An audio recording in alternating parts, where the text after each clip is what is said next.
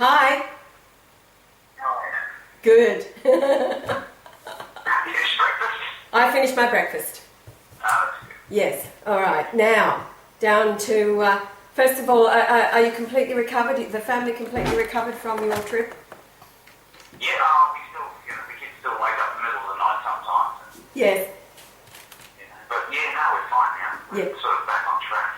Good. Okay. How many years in the planning was that trip? Actually, it was about 2 years, I think. Okay. We were dreaming of it, and then bang, it just sort of happened. Strange. It is. And we couldn't afford it. It was impossible for us to afford the trip like that. And there was a special, I said, with China Airways, and it was like nearly less than half the price. right. And, then my wife went and started looking for all these little dingy hotels to stay in. Yes, of course. But we managed it, it was an experience for the kids, and it was an experience for me because it was totally not what I expected. Right. There's a lot here that they're talking about, the media, etc., but over there, they're just getting hammered. The Europeans are getting hammered with media, and, like tattoos is the thing now. Everyone's getting tattoos all over the islands. Yes. Even the middle-aged women are covered in tattoos. I know. We here in Hervey Bay, it's unbelievable. We're horrified. And if we see somebody without a tattoo, we congratulate them and make sure to tell them don't ever get one. But you're right, the middle-aged women, older women, and not small tattoos. We're talking about, arms, legs, backs. Yeah, exactly. And the thing is, and all the young girls and boys over there, they're just plastered with tattoos. Right. Now, what is on is that we didn't. Was that predominantly in Rome, or where was it more predominant? It was all over the place. Rome, France, even Malta. Right. It's just, and Malta, I didn't think they'd do that. No. All the men have got arm tattoos. Yes. But yeah, this whole thing is engulfing Europe. Yes. And then you've got the immigration. I mean, like, we were in Rome, and as I said, my wife's from the Philippines. And Yes. we didn't really have a problem because she'd go after the Philippines, how to let it go, because she could speak to Scotland. And I'm like, is this Europe? It was like, really, if I grabbed you and dropped you in Europe, you would think you're in Sydney. Yes. In one of the cities. And, as I said, it's destroying the culture there, because when I was there before, it was completely different. I mean, empty corner stores and things. Now you've got these malls and Calvin Klein and Yes. all these, certain labels that are owned by certain, groups. Yes. Yes. That are sort of just cashing in, and, people are just hooked Yes. and following the scene. And the tension between the blacks or the Africans. I mean, they're not, I don't know all the guys we spoke to one. I said, what are you guys, Africa's such a big place and so many resources there, and they're all going all through Europe. Yes. And, I'm saying, why don't you guys come here? We also want to come here and get a life. And, so obviously their country's been devastated. It has. So, I feel for them. But, then on the other hand, you've got the other people too. And, they're going with their daughters and things. And it's just, mixing everything up. And you can just see the culture's just so slowly disintegrating. Yes. And it's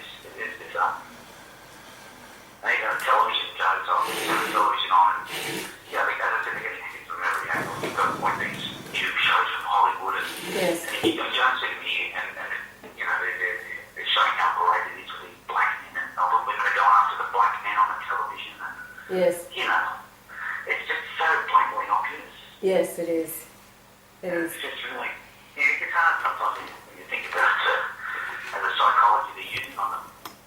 And they're not really up to scratch with the psychology of things, All they're concerned about now is going to university and making as much money as they can. Yes. Perhaps do some life.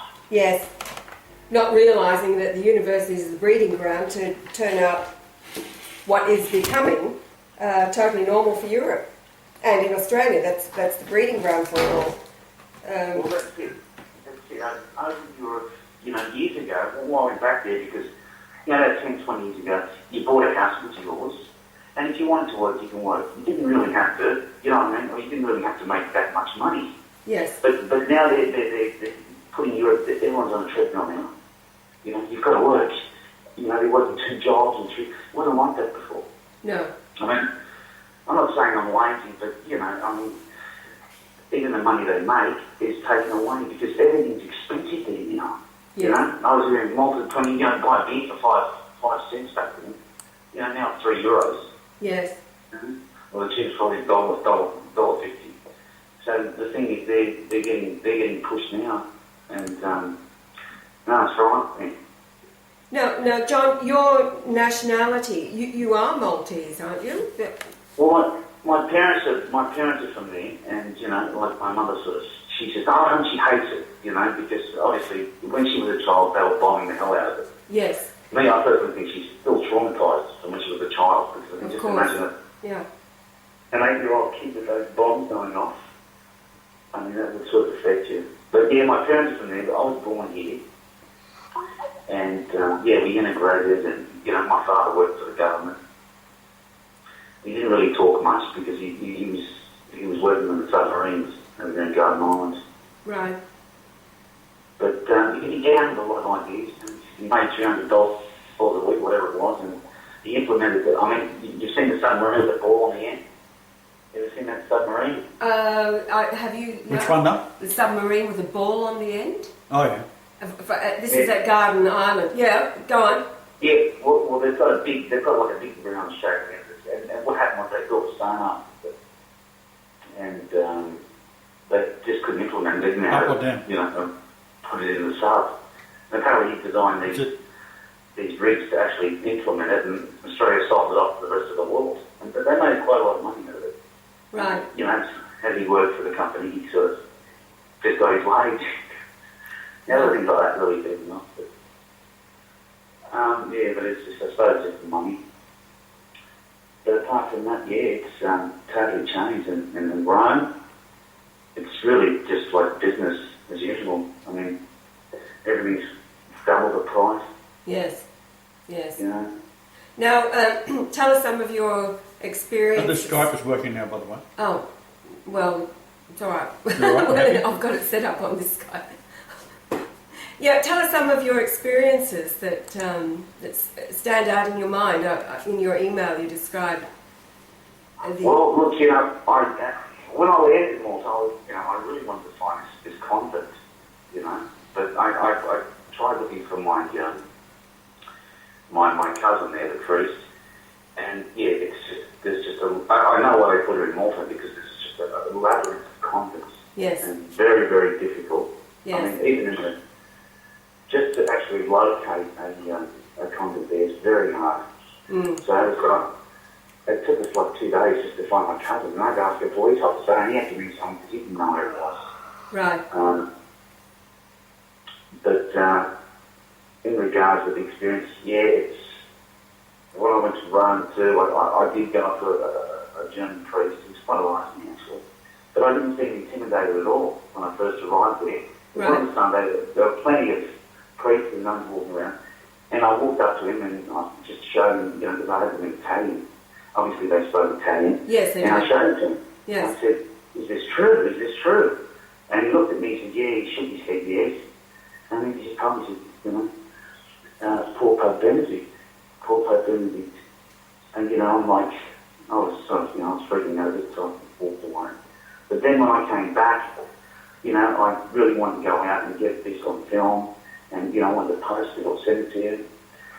But, you know, so I put everything in my pocket, got organised, I went out in the middle of the square, you know, it's a pretty intimidating place, all those massive columns, and you've got ports and guards and secret ports, you can see them, you know, walking around. And nobody looks friendly there, except the tourists, the guards certainly do. Well, that's right. You've got the, you know, unsteady cobble roads and all this, you know, I would hate to end up in some sort of, you know, limestone prison or anything, you know, because the laws seem to be lax, if you know what I mean. You get stuck in the open, many people are going to help you. Mm. And, yeah, I just got a really bad feeling. And, you know, I sort of walked off. And then I thought, you know, I've got to have another go at this. And I went out again. And as I tried to approach these priests, they'd sort of, traffic would get in the way, or, I'd see one walking across the street, I'd try to get to him and he's gone, he's like walked off. Yes. So I thought, I don't think this is right, and I just went back and sort of, I just had a really bad feeling. Because I just didn't pursue it after that. But I did, obviously, people I saw, I even gave leaflets to the, even at the checkout when I was checking my luggage. And I looked at some of people's faces, they were just bewildered. Yes. But it was an experience that I sort of, very strange. Even with you guys, somebody calling themselves God and et cetera, you think, come on, what's going on here? Especially guys from Australia. Things with you guys, they're just these abnormalities that are happening. Even when you're writing, you mention things that are common to me. Yes. I'm looking at 1944, that's, when Yah was born. But then you said it, and I just realised my wife has been using 1944 as our passcode for the mobile phones. It's our, things like that. And this isn't just one thing. There's a whole lot of it. And that's what attracts me to you. You know what I mean? Yes. In one sense, you can't really look at it, but there's something there saying, hey, look here, you know what I mean? There's these abnormalities that just can't be coincidences. So, I agree with everything you guys say. Everything you guys say. I've sort of been, and how I got in this predicament is just awkward. So not so much awkward, it's strange because, I should be working, my wife works now, I'm at home, and all the events that have happened in my life, basically have led to this. And, it's like somebody just, slapped me in the back of the head and said, look over there, you know what I mean? I call it the spiritual 2x4. Exactly, well that's it. We're on the same wavelength. I don't know what the deal is. Maybe, we've had many lives, and maybe, I was there with I don't know. I really don't, but all I can sense is that Yah, or God, he's trying to get into this world, and as I was saying, that sacred geometry that, Yah uses, is what I consider sacred geometry with the dimensions, how you calculate them.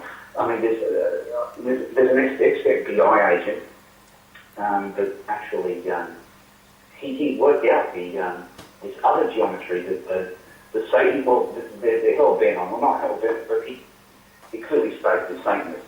He's the Satanists. That's right. And as if they've mimicked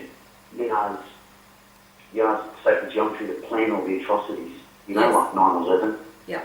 And he's got all his flight maps, and this guy's just showing us, all the dimensions, and like 1440, there was 144,000, break it down, and they've used these, to basically use sacred geometry to desolate the earth. And I'm thinking, maybe that's how they lock Yah out, and he's coming back.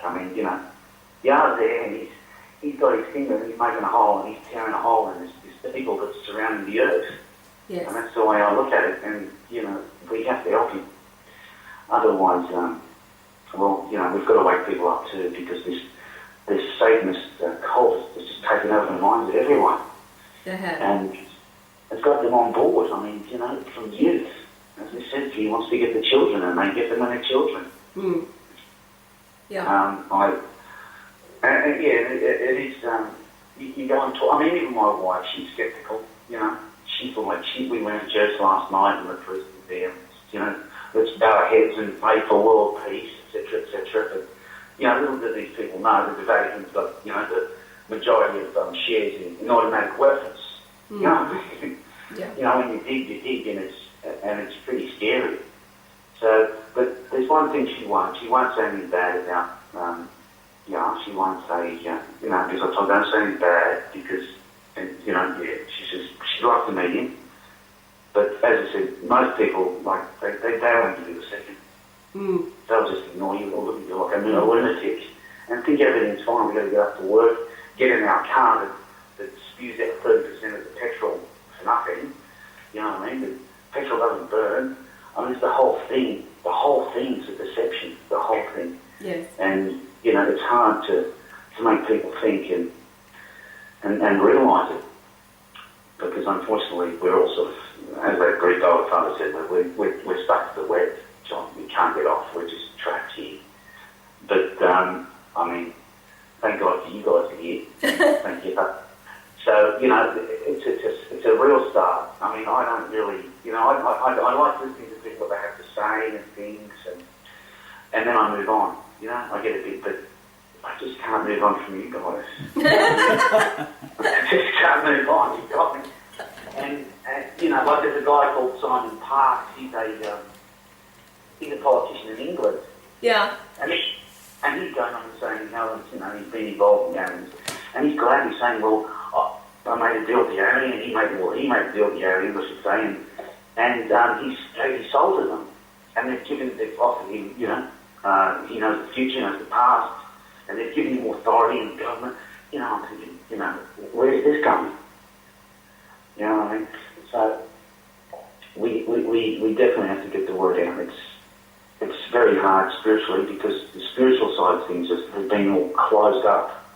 Yes, They're buried, the spiritualness of the people, and the church is totally corrupt, like you said. It's just, the psychology they use in the actual masses now, because my wife, well, cut a long story short, my children are at a public school, and in the area, they've got like an area where they must put all the bad kids, they get, the docs kids, and they've got one of my sons in there, and actually, integrating my son, but he's not a bad kid, and I know they're trying to do it, but I don't think it's working, because my son's actually playing for one of them. So I'm trying to get into a Catholic school, and these days you can't just go to the Catholic school, you need references from the priest, etc., etc. Right. And, so we go into church, we've got to, obviously moving with the community, and it's just something. I've been going to church. I haven't been for a while, a long time, because we're a very Catholic family. Yes. My mother still is, but my mother's different, because she says, I tell her these things, and she says, John, she says, look, I don't care about the priest. I go there for Jesus, and that's it. Yeah. Yes. But and she's been brought up with the whole thing. As you said, the church is everywhere in Malta. Yes. And she's very holy. But unfortunately, people just can't see the corruption in the church. Like I was talking to last month, I said, he's bringing homosexuals in, he's praising them and bringing them into the, and she just said, that's the Pope, and the Pope knows what he's doing, and but little do they know. That's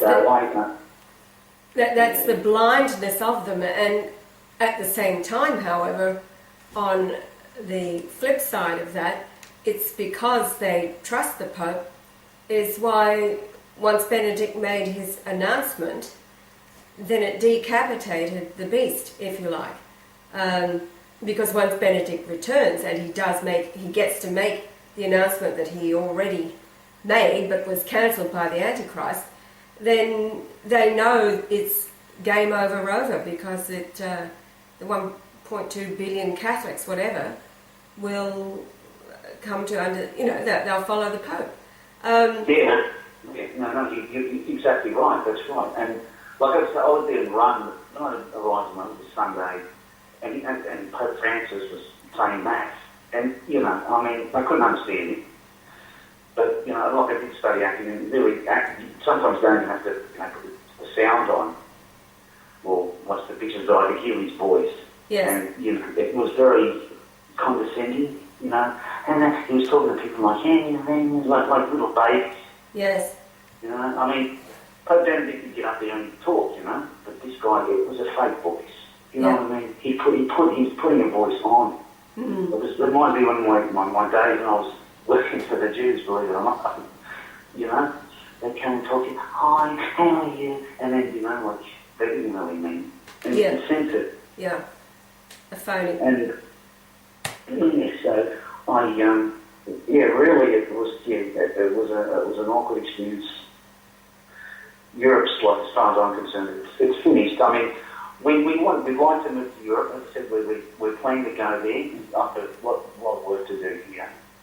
And we're still because Malta's changed dramatically. When I was there weren't any traffic lights. You know what I mean? Yes. People sort of took responsibility for themselves. There were no accidents, People would let people in, and now it's like bedlam. It's traffic, it's highways. Every street sign's got the bank underneath it. HSBC got the bank owns the street signs. So it's basically unknown because it's turning into this sort of society. And then I was reading a post. There's a guy called Alfred Lambert. Now Alf, yes, yeah, the dude, yes. And he's just put a leaked document on, which really, it's sort of strange about the Bilderberg group. I'll just see if I can find some of its roots. Yeah, I read that. I caught it on your Facebook page, and I read through it, and I read some of it to Yahweh. I did note, though, that the last paragraph, if you go right down to the last paragraph, that it says this is all fiction. Now, the other, whether it is or not, we know that that's all part of their agenda. It's about them living on, achieving immortality rather, because they know that their time is up. The bottom line is, once the soul leaves the body is dead. So they can crap on all they like, and I know that they are using this stem cell. They say it's adult stem cell technology, because going to the local markets here on a Sunday now, there's a stall that advertises this. It's a French brand. I can't quote the name. It's something like Inuance or something like that. There's a couple of S's in it. But anyway. But it's stem cell technology, and the before and after photographs we're talking about seriously old and wrinkled faces, and then 128 days later, using their stem cell creams, etc., the skin is brand new, and decades have been taken off the age of the face. So I picked up a brochure and looked at it and read through it. Now they say it's adult stem cell. Well, yeah, right. Who's to believe anything that comes out of, and the fact that it's quite a large French corporation, that it's all about the Jews making their money again, but so yes, I read through all that article, and it is their driving force. They think that they can attain immortality of their body. And I laughed at one paragraph, because they say that they will soon be able to live for 2 centuries. Well, that's just 200 years. And you can do that. It has been done in modern history, when a Chinaman who was born in the middle 1700s, he was documented to have died when I think it was about 230 years old. Now, he lived that way, just living on herbs, good foods, discipline of the mind and the body. And so these wankers are feeling good about themselves because they'll be able to live for 2 centuries. That's what made me think that the document is a crock. It reads like a script for... if it truly is the summing up of their meeting, then they are more stupid than we give them credit for. But it was the last paragraph that alerted to me. It says this is entirely fiction. So, who knows? Yeah, well, they definitely, look, they've got the technology. They've got a lot of technology. I mean, as I said, like I mentioned to you, when I was much younger, I got tangled up with them. Yes. And, the pharmacists, blah, blah, go on search.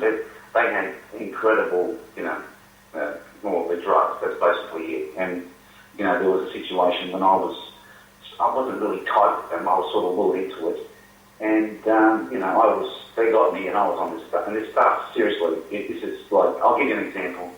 I didn't really get in trouble for it back then. This is going back years. I was followed by police and I was mucking around in the rain with a car.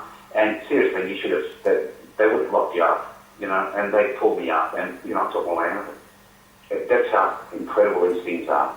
You'll just, you know, the Star Wars with us, he says, you're not after these aren't the drones you're looking for, you know, that's, they can actually do that, you know. Well, it's possible. So the technology is there, they've got it. And when you think about the trillions of dollars they've got, and they get the best of the best from the university. I mean, like my wife went for interviews, you know, she's just finished university and you've got Price Keep Waterhouse, blah, blah, blah, all these huge, you know, accounting firms. Accounting firms, yes. And they're only going to take the ones that have got demerits, you know, like demerits or, you know, really great marks at university, you know, so, or distinctions, I think we call them. And they're the only ones that accept, and they own the university. Yes. So, you know, well, you know, good luck to them here, but you're right, you know, they're polluting the world too, and it's making us sick. And so obviously they've got antidotes for what's going on, and there are quite a lot of people on the earth, and they're gearing up. They're in Europe, you know, like you said, they're saying it's bullcrap, that statement you read. But if you go to, I mean, I was just walking on the street in Malta, and the blacks are emptying the rubbish, and the Maltese guy, his dog was going to rip this black guy to pieces, you know, like, it's the racial tension's there now, you know. Yes.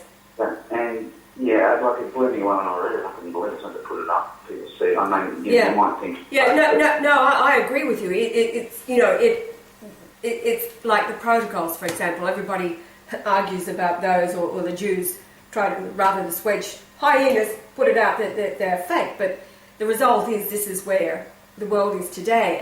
And reading that document, they have achieved those results.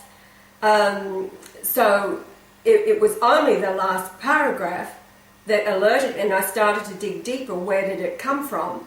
But it's been out there since the Bilderberg meeting. InfoWars had it first up on May the 30th, when the Bilderberg meeting was through that weekend. That just occurred to me. I saw the date on it was May the 30th, when the meeting didn't finish until June. Anyway, everything is so scripted to have the mind distracted by the only thing that matters, and as you know, that is the Christ is back. That's why in this Isaiah 63 verse, I think it's verse 11 or whatever it is, it talks about God being so angry, and in his fury, he has to bring the strength of the people back to the earth. So what does that say? The strength of the people is their mind, which has been taken off the earth for a start, hence the aliens and all the bullshit about, you know, ETs and aliens, UFOs, and bullshit. No, you're right, that's right. and the thing is, even the laws that we have to, you know, submit to, they basically started from the Bible. They were from the Bible, and it's, you know, you used to put your hand on the Bible, surround the Bible, that's non-existent now. They're wiping it out. Yes. And you're right. We have to get back to the basics, you know what I mean? Well, I mean, you know, Jesus, when he was on the earth as Jesus, Yah said then, well, nobody's heard or seen God. So Moses is a lot of bullshit, and it flows downhill. It's all being scripted. Now, Jesus said that there are 2 commandments. That's to love God with all of your heart, mind, and soul, and to love your neighbour as yourself. That's it. Now, the premise goes that when you do these 2 things, well, first of all, you don't do any harm to your neighbour anyway, if you love them, and if you love God, there is that self-control, self-governance. But the thing is that people are starting to hate themselves. They're hating their lives. Yes. So how can you love someone? You can't really... I mean, look, I've noticed, I've lived in next to housing commission areas, and I've worked in places where, you know, the affluent are. You know, it's quite easy for someone in an affluent place to be nice to other people because their life is getting great. They've got exactly. Yes. They've got a lovely house. Yes. They're making a lot of money, and they're, like my car can start one, and this, you know, massive house, it's way more time. Just, do you need some help? What do you need? You know, and then, you know, on the other hand, you break down in Colombia, you got problems, you know what I mean? Yes. You're going to walk out of there pretty close, but come and take them there. And that's how it is. And they're mean to each other because they're not really happy with their lives. Yeah. You know, it's the amount, like President Kennedy said, scientific, psychological, it just goes on and on. Mm. And then, it's got to be Satanism, and it's hideous from every angle. Mm. It's just, as I said, the sacred geometry is like they're mimicking God, or Yah. They're mimicking his sacred geometry, creating all. I mean, even Parliament House down there in Canberra. Yes. It's the geometry of the buildings, and Yes. you know, something's gone way out of it. It's gone way out of its way. As that means that ex-FBI agent said, you know, these abnormal, you know, occurrences. Yes. You know, they're too abnormal to be coincidences. Yes. You know what I mean? Yeah. And then so goes down to the Jewish people, and they're mimicking people. They come to Australia. I mean, the South African Jews that came here. First thing they were talking about, we've got to start speaking like the Australians, you know? Yes. We can't talk like this, because the Australians are nowhere different. They integrate, and you go on, mate, and it was, you know, it's disarming, because I was born here. Yes. And, you know, so part of me, this country is a part of me, and the people are. You know, I've been called different walk and all this, but, you know, there's been some really nice people here too. Mm. And I couldn't, you know, they wanted me to join them, you know, get married. You know, her father will give you $100,000. Start it, just whenever you feel free, just, you know, pay it back to me. You know, like he always had somewhere to live, food. You want a nice car, I know him. You want this, I know him. And yes. their commandment, don't buy retail. And, you know, I could have been in there. I could have been set, but I couldn't, you know, when they said, you know, no worries, mate, and what they're going to do, these Australians, and I just, and, you know, I actually went to the police after that and told them about the drive down. You know, pretty bad mood, but that's the only way I could get them. Mm. But that was to no avail because, you know, one of the detectives quit. I don't know what happened to the other detectives. And, you know, I had a really bad car wreck after that. Yes. And then I went back, I saw it as a godfather, I went back there to see him. And it was like we saw a ghost because I think they wanted me out. But yes. for some reason, I survived. Yeah. And even to this day, I haven't worked for nearly 10 years. Hmm. And something's providing for me. Mm.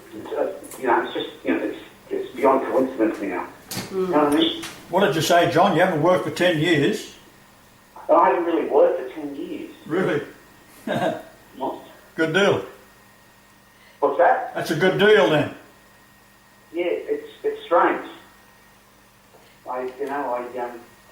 My wife sort of came in and said I met my wife. He felt going to lock her up because somebody dove her on the visa and she overstayed, and I met her. And at that point, I really didn't want to have children. I said, I'm not going to bring any kids into this world. Yes. I was determined not to bring any children. I mean, like I love my car, and if you have it, back then I was young, but if you have children, I mean, how much you love the children. I thought, I don't want to bring them here, so I'll be worried sick. Yes. I get worried putting the car in the car park, there's a parking there.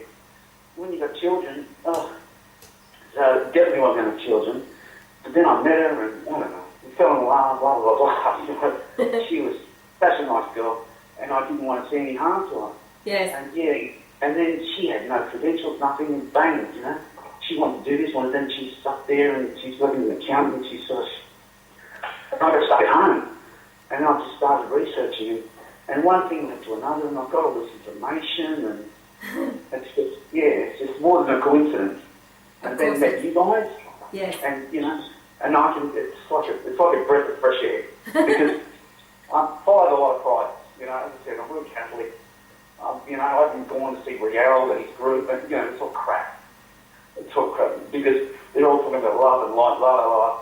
And I've seen how the Jews operate, and Yah's the first Christ of God that's come down, and He's told them like it is. Actually, I was thinking, you mentioned the Parliament House, because I again read through a document of what everything means, etc., the measurement, blah, blah, blah. But at the top of the Parliament House, the spire that holds the flag is the Maltese cross. It's the Maltese cross. You've been to Malta.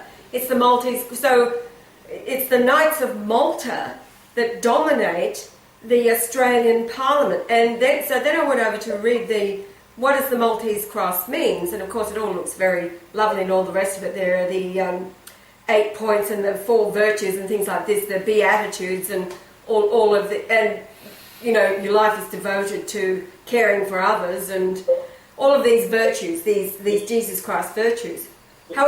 However, the Knights of Malta was one of the first organisations that was alerted once Benedict made his announcement, etc.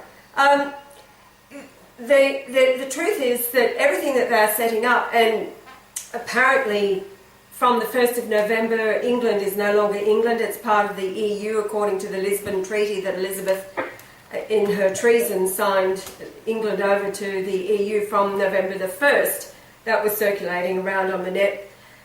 But all of these things, as they talk about their one world government, well, when the Christ takes over, that's what it will be. It will be one world government. So we think of them as getting everything into place so that his job will be easier when he takes over.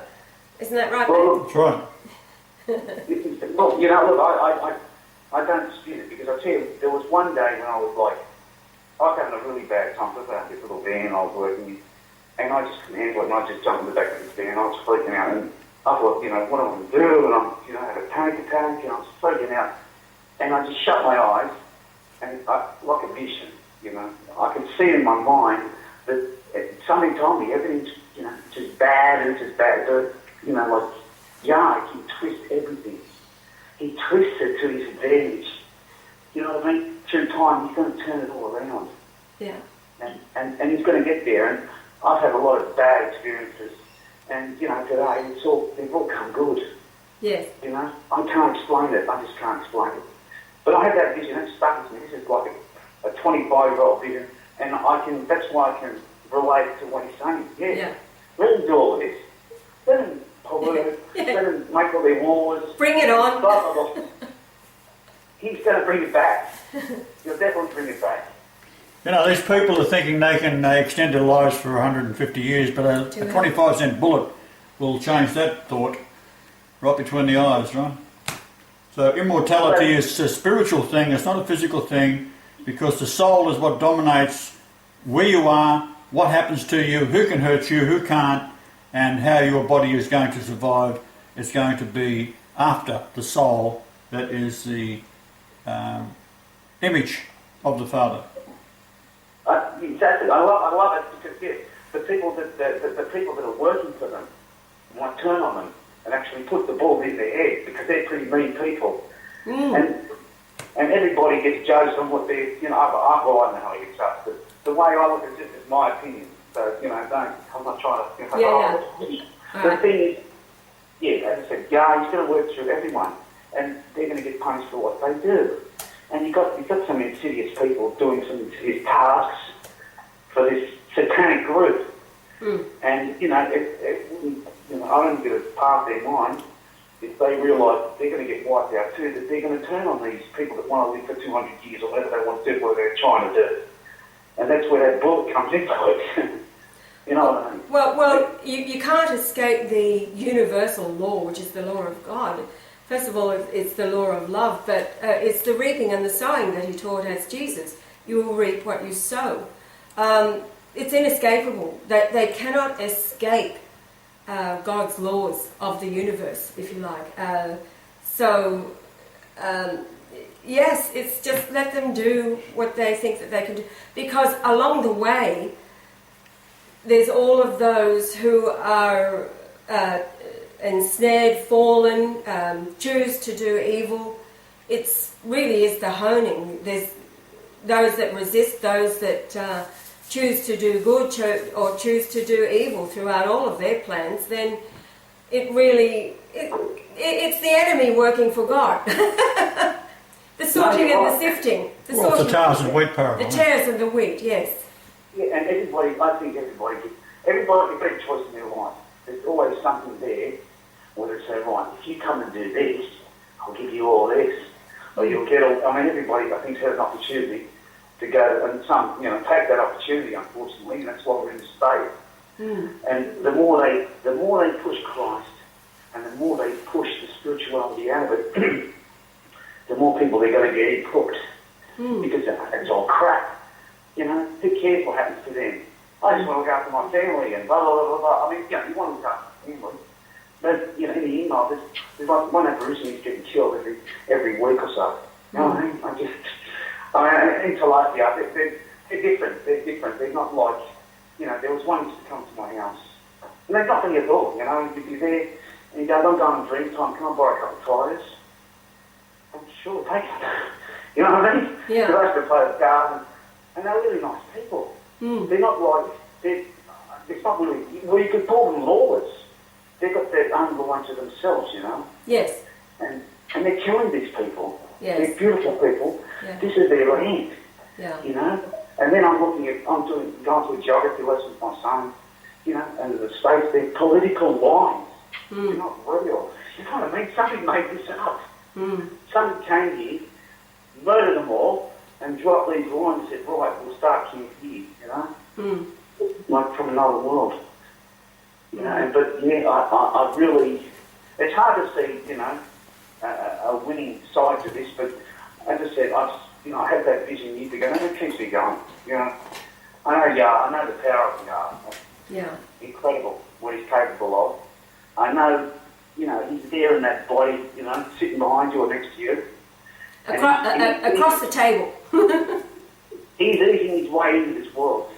He's coming. He's got his finger and just punched a little hole in it and he's going to rip it open. Sooner or later, the whole thing's going to tear. You know what I mean? Yeah. I'm just waiting for it to happen. I know it's going to happen eventually, you know, but I'm just concerned because of the unknown. There's people out there that they just haven't got a clue, and that's what upsets me the most. They're from birth, and I mean, even the Jewish people, you know what I mean? These people are trained from birth to do this, do that, do that. You know, there are some nice ones out there, you know, but they're brought up and they do get a choice, but then they keep on their, you know, their bottom ways. Well, it all does come back to that I left this comment at the site when there are nice Jews out there, but whether they're nice or not, they reject Jesus. You see, you can't get around that. And everybody's back, they're all being judged now. Everybody has lived before, so they're in the period of time that is called the resurrection since his rebirth. That's why he said, you know, I'm the resurrection and the life. So everybody born after his birth date of January 11th, 1944, has been born into the period of time that is called the resurrection. Now again, because the script is written, that we're talking about the heavenly script, it says that in the Revelation, there, and again confirmed with Daniel, that let the wicked continue to be wicked, let the righteous continue to be righteous, and the holy be holy. So this is the soul, as Yah says, the soul doesn't change. Again, there's scriptures, you know, I change not, I'm the same yesterday, today, and forever. That's his soul. That's my soul. That's your soul. Doesn't matter what period of time, whether you have lived before, it's the same soul. So all of these souls that are gathered upon the earth have lived there now. The evil have lived, this is their last chance. That's why until fairly recently he was giving everybody the opportunity to repent. Well, that time is over. It's not happening. And they know that their days are short. They will no longer exist. Their soul will be switched off like a light. Well, actually, no. They're going to experience the torment of what they have wrought upon the world, all of the suffering, and that will be everlasting as far as their worm never dies, etc. So it's people, and you know, their atheist card. It's alright, he's blowing a kiss at the moment. He's trimming his moustache with my nail scissors and honey, do you want to join the conversation? I'm listening. This is very interesting. Yeah. No, that's what I like about Jan. You know, he just, you know, does what he feels, you know, he wants to do, and that's what life should be. Should be able to wake up in the morning and you know, I'm sure that's how it was many thousands of years ago or years ago, where you could get up and enjoy your life. But now everybody has to wake up at 5 and, you know, they've got to go to work to pay the bank and fill their cars up with this petrol that we don't need to use and pay the insurances that nothing's going to happen to you, but you've got to pay all this money. And now it's the car insurance, house insurance, your life insurance. You know, there's insurance for everything now. Your employment insurance. It's, you know, where is all this money going? And it's just, you know, incarcerating people, and it's money prison. Well, it's going to the dude sitting at the very top. Did you see that? How much the CEOs of various corporations are being paid? You know, tens of millions of dollars. I'll tell you how worried I am. We just bought a pool table. You bought a what? A pool table. You know, snooker and billiards. Yeah, I know. Get up and start playing billiards. I'm real concerned. And there's one other thing I want to bring up: the Germans. You know, like I was over there, and as I said, I was saying German and English, and you know, they really, like everyone's going, oh, where are you from? Where are you from? And the Germans sort of, you know, they really didn't want to say they were German. And I'm thinking, are these people aware what's going on? There's an awakening going, and you know, like, yeah, Hitler wasn't a bad man. He was trying to say, and even to this day, and last night I was watching a show, a new show, it's called Green. Have you heard of it? What is it? It's called Green. No, because we don't watch TV at all. Haven't even got one. It's I download it. Oh, okay. Yeah. It's about these two police officers. One of them's got this special. He can see, you know, the sort of person that they turn into these monsters and the stages and attack. But at the beginning of the show, right at the beginning of the show, they've got this right in the middle of the beginning. They've got a picture of Hitler and he turns into this monster and he's one of them. You know what I mean?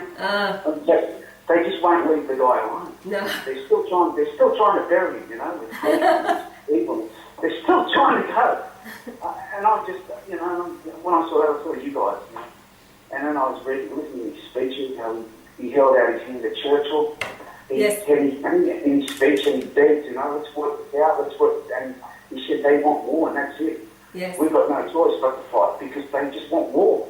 Yes. And they want to bury us, and they're still doing it even to this day. I don't know, you know, what the stories of those people, what they do best, but I've known a few, they've been very nice, and the ones there were absolutely beautiful. I met families. Yeah. And what upsets me was, we were there was people from, you know, even Afghanistan and all around the world, and we're just, everyone's sitting down, nothing like that, you know, there was no hatred or nothing. No. It was, you know, it's just all beating dirt. Yes. Nobody wants to fight. Yeah. Everybody's talking to each other, or trying to talk to each other, or trying to communicate. Yes. And I'm like, oh, it just makes me want to pull my hair out, you know, why? Because they're beautiful people. Yes. And it's a massive planet. And the Africans, I'm thinking, Africa's a big place. Yes. Why are they coming? Why are they moving? Yeah. Because they're destroying Africa. Mm. It's sabotaging. That's part of the plan. Mm. They're pushing all the Negroes. And there's quite a lot of Asians there too, you know, that are coming over. But I really, yes. It's just disarming. I mean, even I could hear when he put the email out there, you know, I could feel his feeling for them through the show. It is hard.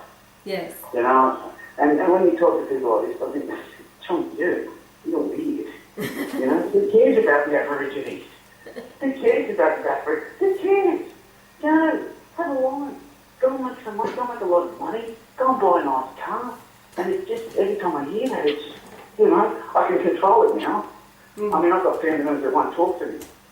Because when they say things like that, I just go up and handle.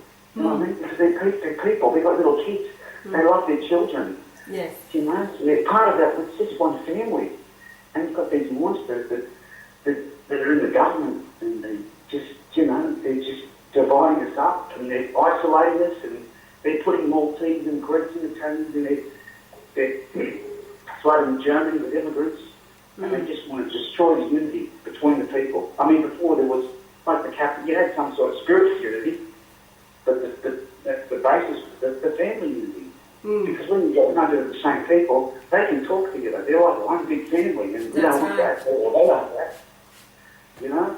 But you know, what we've got, I mean, you guys are from different parts of the world, and the spiritual energy that God's brought, and it's brought us together, and we can, you know, we can communicate, because I'm sure there's people that can't stand me when I talk to them, and I'm sure there's people that can't stand you guys when you talk, because we're not on that wavelength. Well, that is what, the 99.9999%. We experienced it the other day, just going to buy a plant. I found it on Gumtree, so we went over to pick up the plant.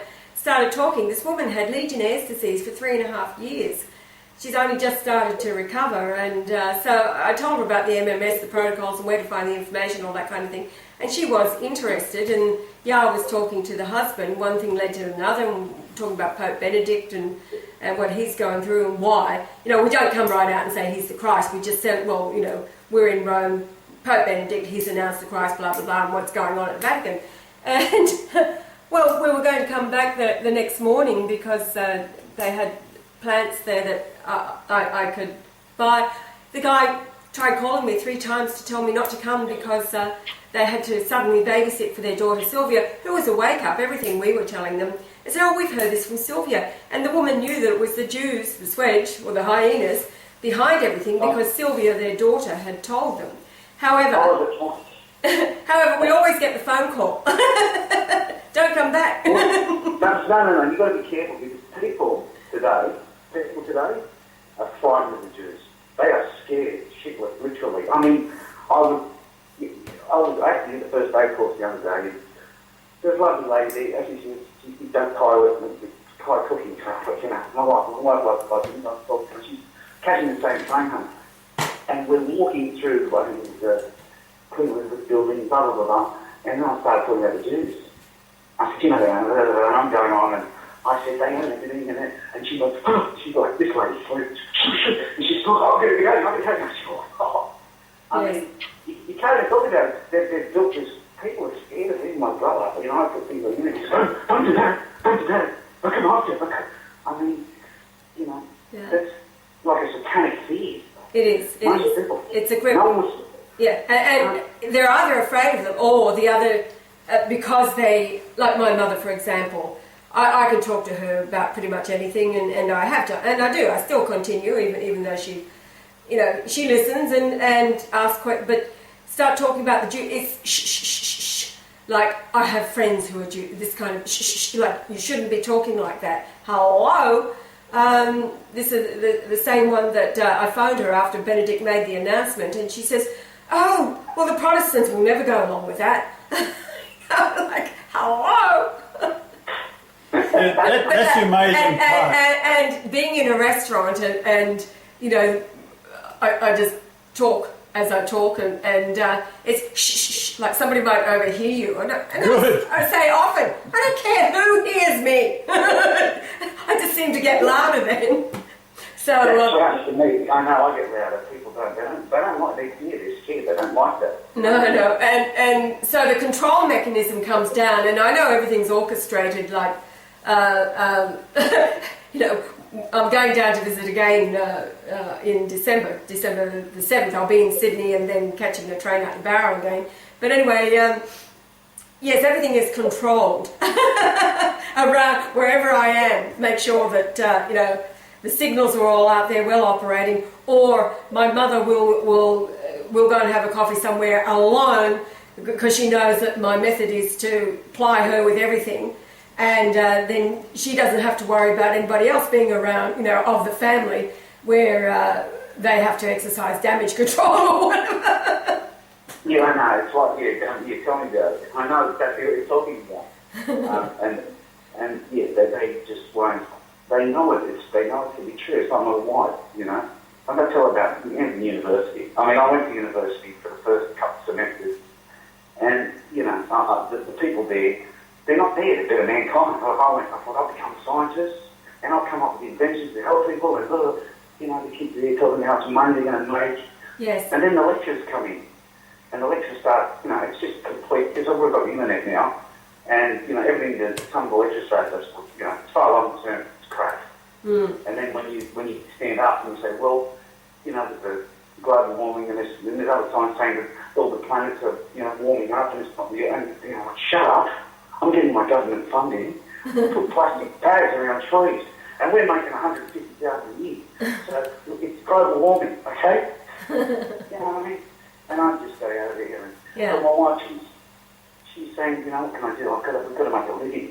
Yes. And that's, you know, that always hurts me too, because these people out there, we've got to feed our kids. And, you know, we haven't got farms, they've put us in these little houses, and it's isolated us. And, you know, with the price of petrol and even families aren't even seeing each other anymore because of the cost of things. Cost of petrol, yeah. You know what I mean? Yeah. You know, something's going to get sooner or later. But I can see, you know, and the whole thing is just one big lie, you know? And, yeah, so thank God you're the light at the end of it. This is a really dark tunnel, and you are the light, and he's gonna make it work. I can see it, it's happening. I mean, even people listening to your radio show, right? If they really have a good look at some of the things you say, listening to this, because some things you mention, they hit a spot in them that sort of makes them common with you. We've got things in common with you, and things you say. And just things you mention. Things, you know, it's like, it freaks you out, but once you come to know the way, you know, Yah works, that's normal. Yeah. It's a spiritual thing. Well, as I explained to people, the entire angelic world is on autopilot. They know the end from the beginning, if you like. And so when a soul is ordained to find us, then they come in with their confirmations. They have you notice things like the numbers and the pin number and the coincidences, not. But still, that's a Greek 378. God will prove by coincidence. That's the way it works. More, the word is synchronicities, and the more awake you are to the synchronicities, then the more they'll bring you away. That's the way it works. That's the true wake up. It's amazing to me that. Well, no, it's not amazing. It's understandable because people are so trapped by the words within the book. They're not looking outside the box of the book, which is really their coffin, and so they remain dead to the truth, whereas the book within the book, as you know, is the numbers. So... Well, that's the trap. That's right. That's the trap. And what amazes me, you know, I mean, when we read the story in church, Christ came down. When I say Christ came down, it's man. He came down as a man. You know what I mean? But apparently, no, he came down a man. He had supernatural powers, and he was walking around, and you know, I mean, it's ridiculous because Yah's here, and the thing is, he's a man, and he's limited to be a man, and he's doing everything a man can do. You know what I mean? How unfair is a judgment by a judge?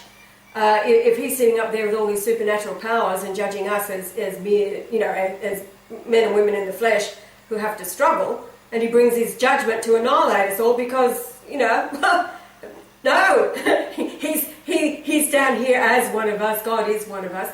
It's the twisting of the scriptures. Nobody has discernment or understanding, whatever.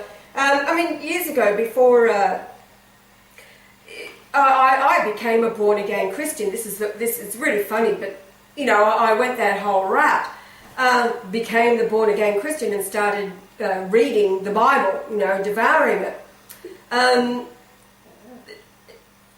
In my own case, what spoke to me more than anything else was the book of Isaiah and the book of John. They were pretty much the two I just focused on. And it was a few years into it, if you like. You know, I was raising 4 children and living in horrible circumstances, the stresses of the survival. The scriptures were made clear to me. Like, they get so hung up on him coming back as the cloudy Jesus, coming back in the clouds. Why? Well, there's a verse when he was taken up into the clouds. And there's a couple of looking out after him, and an angel says to him, why are you looking up? As he went, so he will come again. So everybody thinks that means that he's coming back on the clouds. No, he was taken up and went as a man, body of flesh. So he will come again as a man. Hello? It's so simple. Yet, people are so hung up on it. And then, of course, you go over to the Revelation and it's talking about clouds and all the rest of it, and well, as you know, that's the parable, the covering, the veil. That's right. They censor.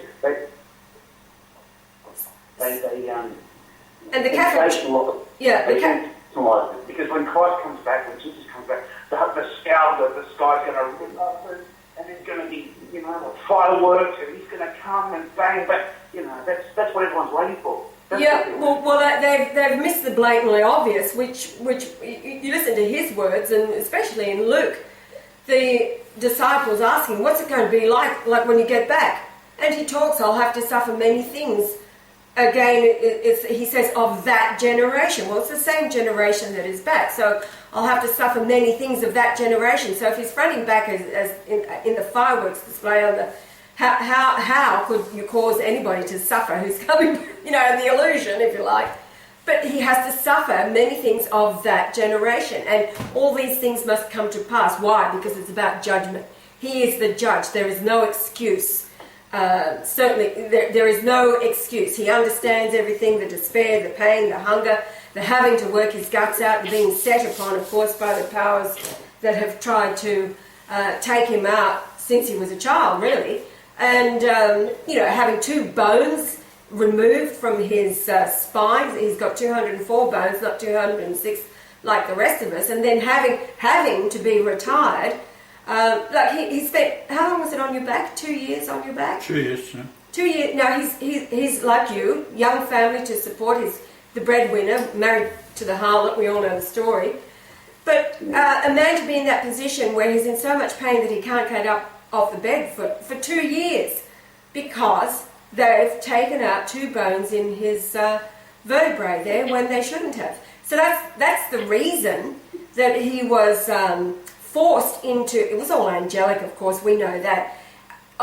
He was forced into retirement in the early 90s through the British BC, Canada Workers' Compensation Board because he was unable to work anymore.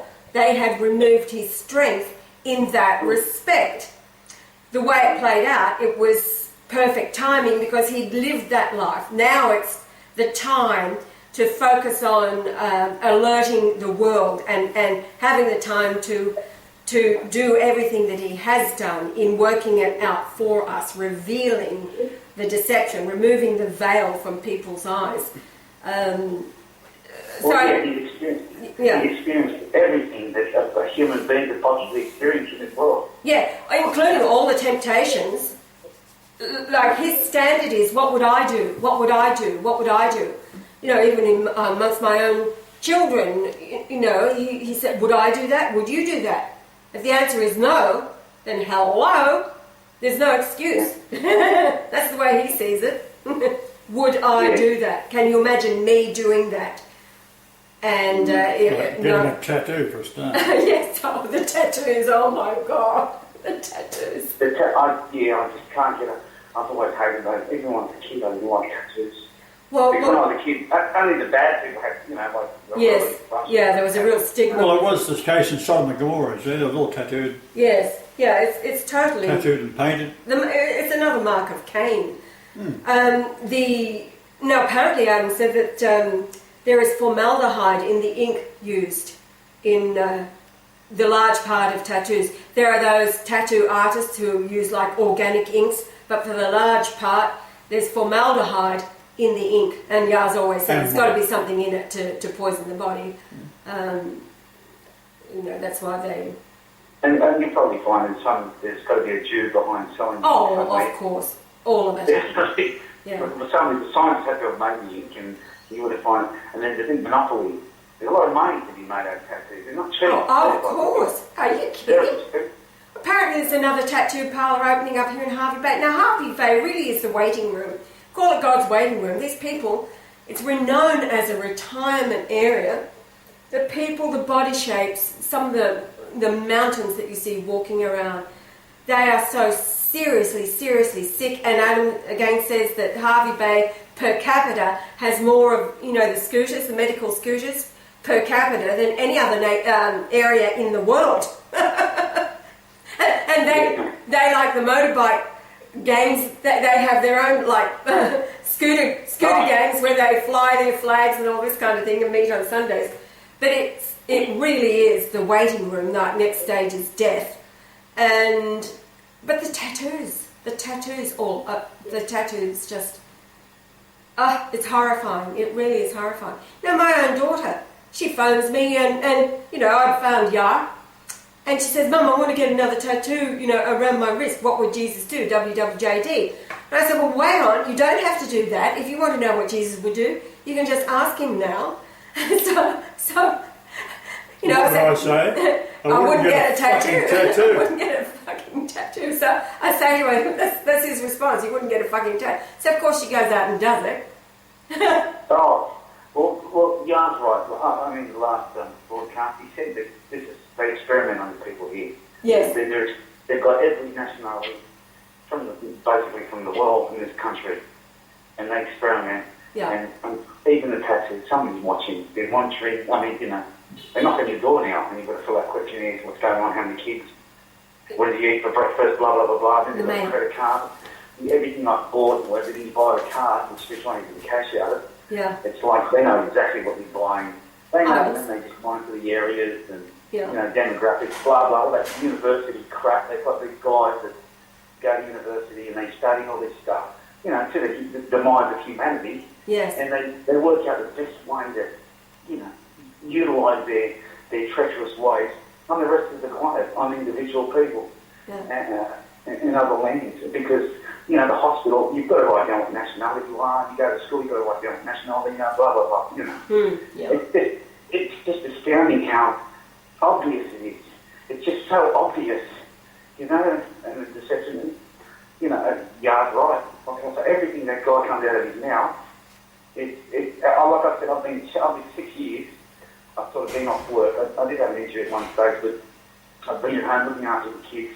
Yes. My wife dying to work. It's the Filipinos. Yes. They can't, like, they're starving over there. You know what I mean? They get educated and they can't work. It's like in a spring, winding a spring up. You go over there now, you've got all these educated people and they can't use their skills they've learned. That's right. And then bang, as soon as they get a chance, they're like, you know, like a wild horse bolting out. They're gone. Same in Poland. Yeah. They're gone, I mean.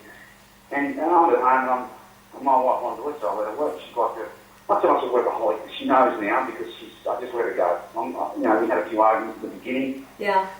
I said, look, we just own a house and that's it, you know. We'll pay it off and you don't have to, because I know what it's like. You go to an employer and sometimes they can give you a really hard time. You know what I mean? Yes. And I can't take it. And I go in front and say, you know, you can do it your job. And I could do that before. So I actually owned a house at one stage and just walk out. Yes.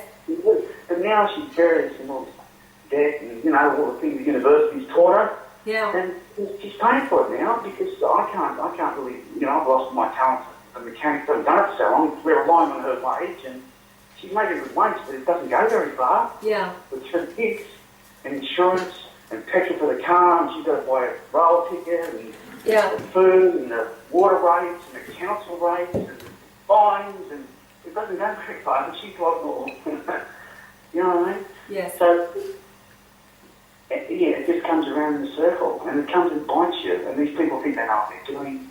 Yeah. And yes, then they're monitoring and they're just watching us and they're going to implement. I mean, Europe, you know, when I was there, I thought, I was the plane off the park. This is I can't wait to get out and mix in with these people and they're outrageous, that place. It's just, you know, I know, this isn't, you know, like preferred or anything, but, you know, the young, beautiful girls, the young boys up there, and then they've got these big tattoos on their back. Yes. And they're showing it off with pride, you know. Mm. And what have you done to yourself?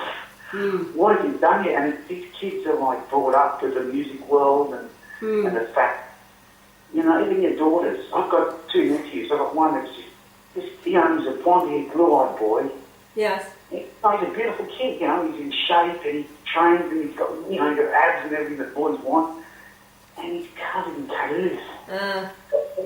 And I'm like, why did you do that to yourself, you know? And they think it's the norm now. That's the norm. Don't go to church. Don't drive a load of crap. You know, there's no, I don't pull over a lot of cops. And I said, you know, and I started talking to him about genocide and all that. And he looked at me and he goes, mate, I'm an atheist. What And is I that? said, you know what? Mate, I'm an atheist. I said, mate, you're working for Satan, you know that? You're working for, because I went on the highway here. There's a highway, and it's like, it's a big highway. I was in the middle of it. I didn't know what the speed was. And it's like, it goes from 80 to 110. And I, you know, accelerated up, flooded up, so my fault, I suppose. And he pulled me up, and I told him this. And I'm in the car, and he, you know, I told him, like, he really wasn't interested in what I said. And then he ran over and someone ran over the other cop. He's talking to the cop, and the other cop's looking at me. It's funny.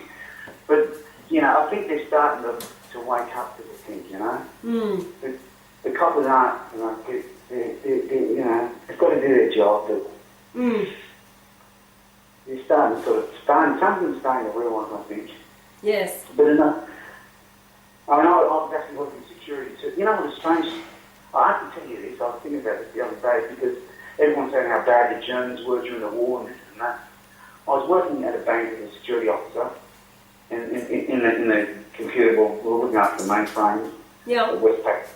Oh, Westpac was it? When was that, just out of curiosity? Oh, that was probably about 5 years ago. Okay, yeah.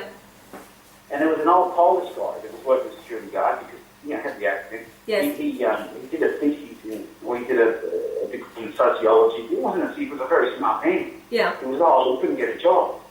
So he was there working with me. He was just standing around like $15 an hour.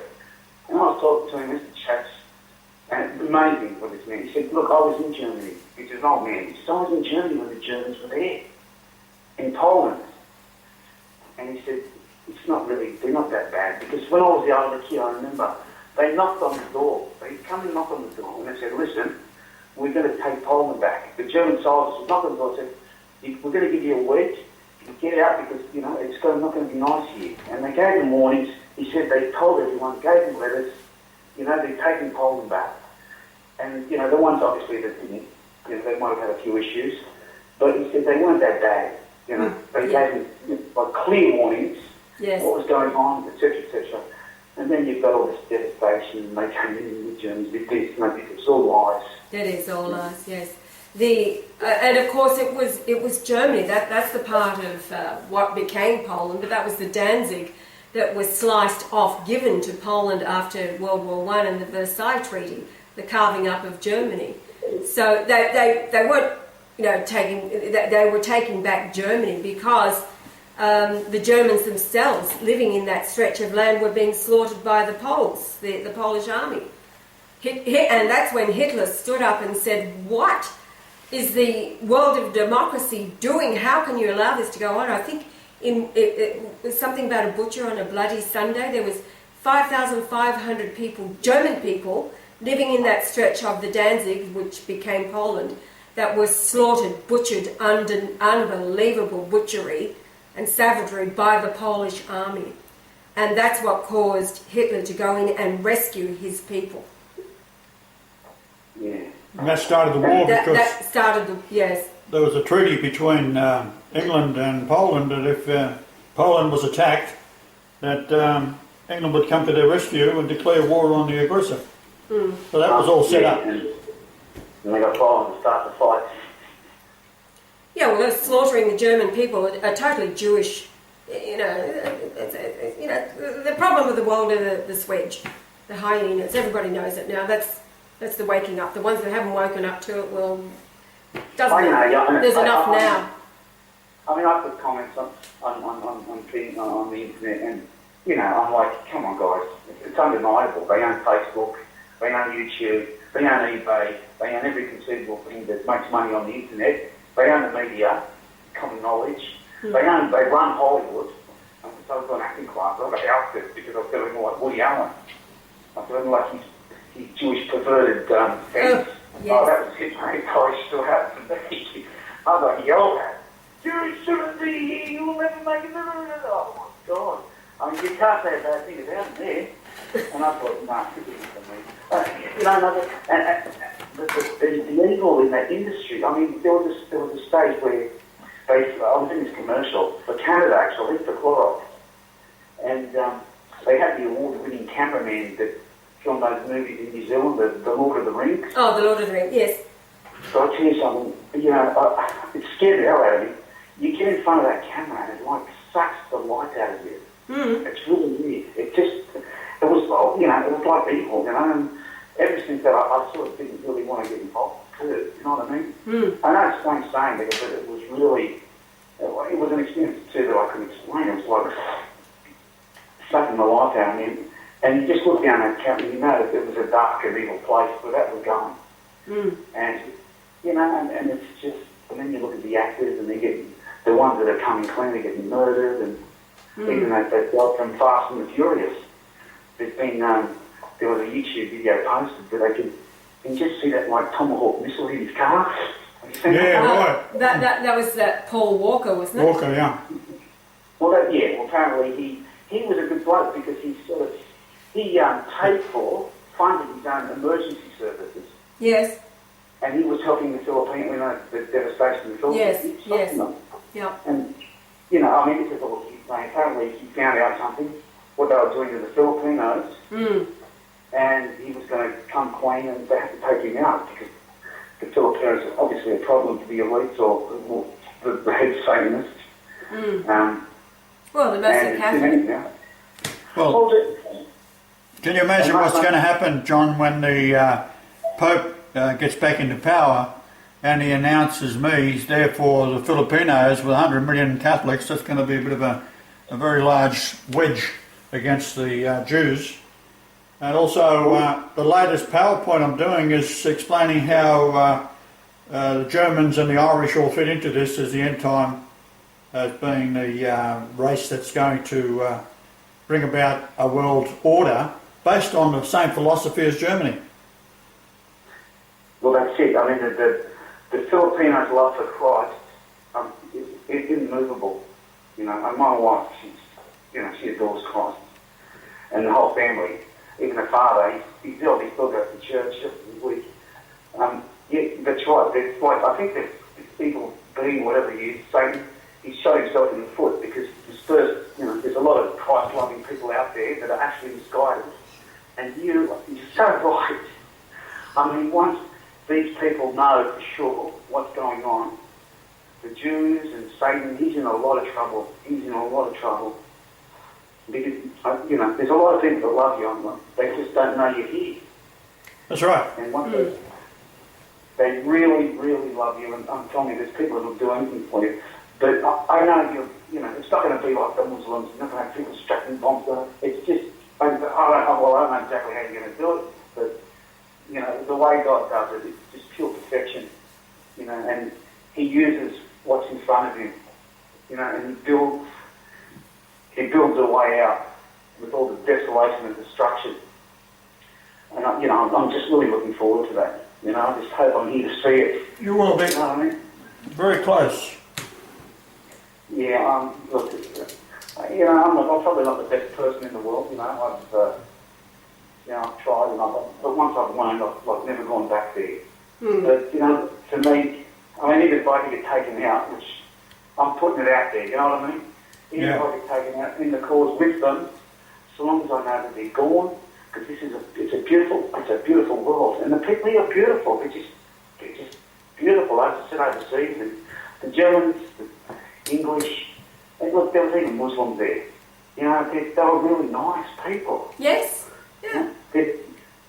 I've worked with some too, but on the other hand, I've worked with extremists where one guy, I said, oh, Charlotte would give us some money, so we have to come to any like shut the screwdriver in my throat.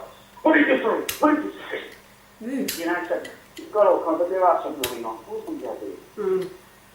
But yeah, I'm really looking forward to it. I just love to see everyone wake up so we can all be on the same plane. Get this world back how it should be. This is it's a paradise. It isn't a paradise, but you've got people putting stuff in the air. They're putting making them not. You can't have drinking water anymore. You've got to pay for your water. What's that? And people are paying.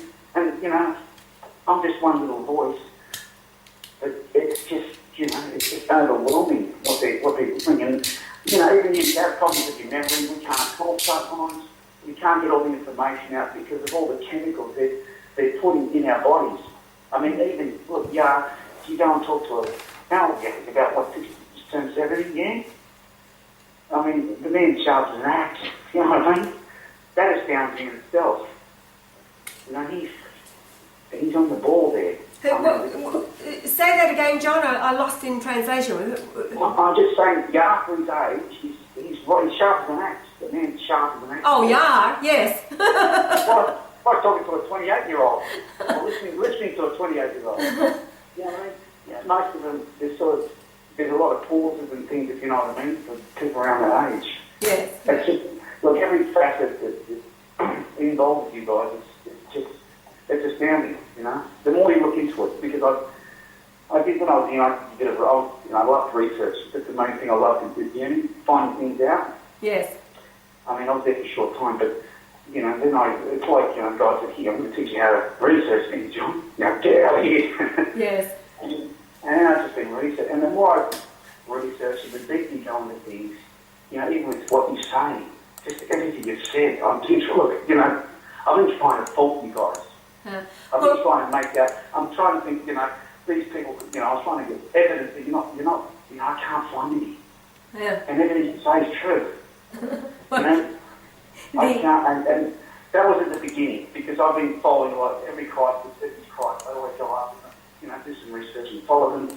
And so I used to go to meetings for Ray L because he was Christ's brother. You know, but they all turn out to be crap.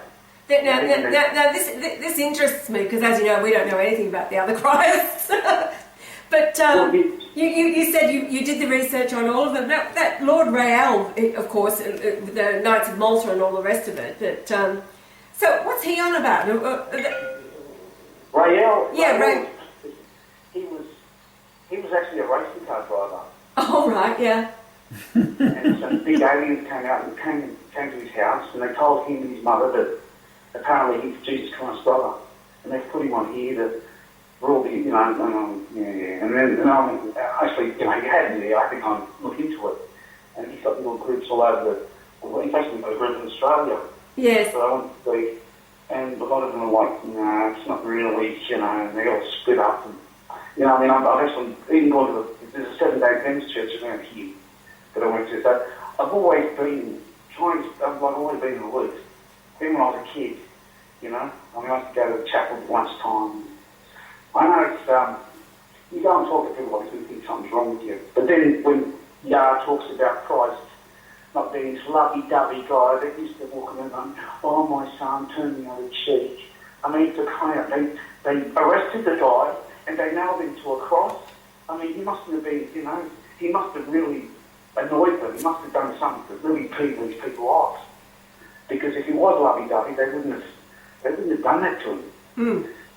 You know what I mean? It's just so obvious. Yes. And people can't see that. Mm. You know what I mean? Why would they get a guy that's walking around and healing people? But it's the guy like was there on the Sunday when the Jews said, no one worked this day, and Jesus went down there and started working on the Sunday, waited for them to come down and worked in front of them and said, I'm working on the Sunday, what are you going to do about it? You know, and things like that. And yeah, that'd be more realistic, like what Yah's saying. You know what I mean? He didn't take any crap back then, and it doesn't feel like he's going to take any crap now. So, and some of the things you've said, and look, you know, I really don't care what happens as far as authorities and things, and they can come and take everything. But yeah, I'm on the same wave as you guys, you know what I mean? Mm. We do, and it's just for the other people. You know, I'm trying to wake them up. I'm doing my best, guys, you know what I mean? Yeah, well, don't sweat it. You'll probably get somebody one day who will really bite and come into the fold, and that will really astonish you. Well, you know, but I mean, the only thing we've really got is the internet, because I'm sort of isolated. I'm in an area where, you know, they're not really. I mean, I've got everything like Indians and Chinese, and you know, I've got sort of police detective living across the street, which you know, I'm too scared to weigh that now because he's spent an awful amount of money on his house, and I don't know how he can afford it, but that's a different story. Yeah, you know, right. New car, you know, put a new lawn in, got rid of the new lawn, you know, spent a couple of $1,000 painting the whole house, then he put a renovation, you know, this is all in like a year, 2 years. I mean, Jesus, I don't know if he's made that much money. So I'm a bit sort of concerned about that. Yes. So yeah, I'm sort of staying indoors. But yeah, look, I'm doing my best. I mean, I see people, I try to talk to them. You're right, a lot of people just scoff you off. Mm. They don't want to know about it, Mm. They really don't want to know about it.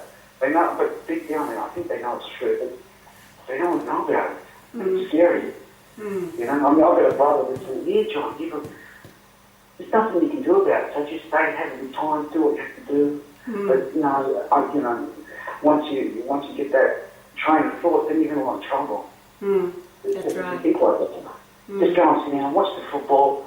Don't worry about the activity. Don't worry about the activity get girls and don't worry about the war. But one day, sooner or later, they're going to come for us. And my concern is the three boys, because as you know, they're making laws like hotcakes, and it's quite easy for them to say, right, there's a war on, and they're just going to send you. There's going to be law. You're going to have to send your kids to war. You know what I mean? They can do that. How old is your oldest? I think they're 12. Yeah. But they're good kids. They don't like mixing bad. I mean, my oldest son comes home from school going, Dad, the girls, they keep talking about sex and how they're going to do it. And I mean, these are 12-year-olds. Yes. Yeah. And he really doesn't. I mean, he really doesn't like that. I mean, I really haven't had much. It's sort of his own personality because, I haven't really brought him up in that sense to be so clean and nice because I was good enough when I was younger. And he sort of adopted it himself. Yes. Look, as I said, I tell the boy, your DNA is mine, but you're all different people. That's why you're different. You're back here. You've got your own lives. Because I believe, like you said, it wiped it out of box. Apparently there was reincarnation and they're hitting us. They're not just poisoning us. These statements have got all the information. Yes. Like I said, they're mimicking God's words. I mean, this guy at the FBI, there was a guy there, he's been a uni, etc., and he was studying the flight plans and all these maps and all sorts of things he used to buy. He said, this goes back to the 1700s. They've been spotting all these things for centuries. You know what I mean? That's right. And their conclusion is that a 27-year-old, a veteran of 27 years from the FBI, and I think this is one of his old sources, and their conclusion is they're Satanists. They just come out and take it. They're Satanists. And Satan, who's going to lead the Satanists? Satan. It's just hard to take in this world. You can't believe it because it's so well hidden. And the evil there, Okay. Listen, John, Yaz just showing me the time. We've been running for some time and we've got to get this up so that the show is out there on time. Look, just edit it, you need to edit it or whatever. I mean, it's only one because I know you guys will just put it on there.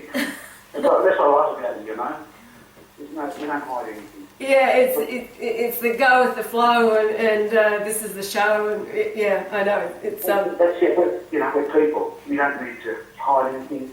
This is coming from within. If I knew it's the only time I was going to have this conversation 10 years ago, I would have called them a lunatic. But this is real, and I hope more people come on board, and I can't wait to see Joe when he tears when he rips all those evil lines off the face of the earth. Won't be long, John. Won't be long. Yeah. I can't wait. Yeah. That's it. I'm going to come up and visit you guys. So we're trying to plan it, and obviously money's involved with everything. But we're trying to organise it for later in the year. I'll be in touch with you. Okay. I've got to see you face to face, and I'll let you go because I'm just going to let you go. See, it's harsh. Take care. Well, you can call. My regards to your boys and your wife. And you can call us anytime on the phone. We don't have to record it, although we usually do. It's for posterity. As Yar says, if he had a video recorder at time of the cross, then the world wouldn't be in the shit that it is now. That's right. And that's what we told Benedict when we first started communicating. But anyway, it's all, think of it as the play, the DVD that's playing out. The script is written and God wins. So Yeah, look, I love you guys. Keep, you know, what I'm going to say, gosh, yeah. No worries, mate. I'm here for you, you know. Yeah, me too, for you. Thank you for everything that you do. It's Really awesome. appreciate it, mate. It's nothing for me. All right, take care. I'll let you go. Okay. Yeah. All right. No, bye-bye. Later, Bye-bye, guys. mate. Bye. Bye. Now, we'll just stop this here and then we'll do our normal show.